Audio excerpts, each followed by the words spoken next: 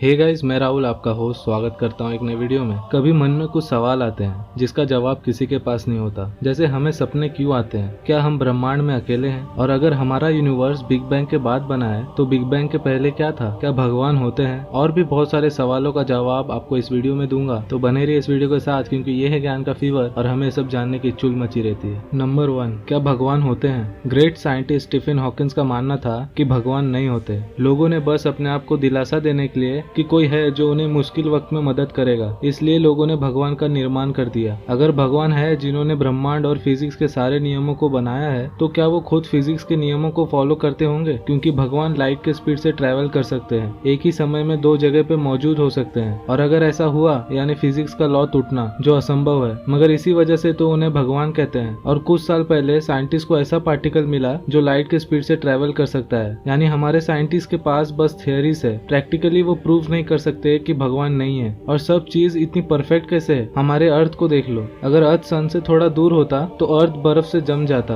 और नजदीक रहता तो जल जाता। वैसे ही अगर हमारा मून नहीं होता तो समंदर में लहरें नहीं आती, जिससे पूरे पृथ्वी पे बस पानी होता और रहने लायक जमीन नहीं होता। तो आपको क्या लगता है कि ये सब अपने आप बन गया है या किसी ने इन्हें बनाया है? नंबर 2, हमें सपने क्यों आते हैं? कभी कभी मुझे ऐसे सपने आते हैं कि मैं अकेले दुनिया को बचा रहा हूँ, मगर जो सपने का मेरे रियल लाइफ से कुछ लेना देना नहीं है, फिर मुझे ऐसे सपने क्यों आते हैं? मगर कई बार ऐसे भी सपने आते हैं जिसके बारे में मैं पूरे दिन भर सोच रहा था। सालों से साइंटिस्ट सपने के पीछे का रहस्य सुलझाने में लगे हुए हैं, मगर सच्चाई ये है कि साइंटिस्ट को अभी तक ये नहीं पता कि हमें सपने क्यों आते हैं। हालांकि साइंटिस्ट द्वारा दिए गए थ्योरी के अनुसार सपने से हमारा मेंटल हेल्थ ठीक रहता है। सपने से एंजाइटी, टेंशन, डिप्रेशन कम होते हैं, और कुछ का मानना है कि सपने रैंडम इमेजेस होते हैं जिनका कोई मतलब नहीं होता। और कई लोग ये भी कहते हैं कि हो सकता है सपने पैरेलल यूनिवर्स में चल रही चीजों की झलक हो, क्योंकि एंशिएंट ग्रीक्स और रोमन्स ऐसे ही मानते थे। Number 3, what happen when we die? हम सब जानना चाहते हैं कि मरने के बाद क्या होता है। और हाँ, ऐसे बहुत सारे लोग हैं जिनको इसके बारे में पता है, मगर वो हमको नहीं बता सकते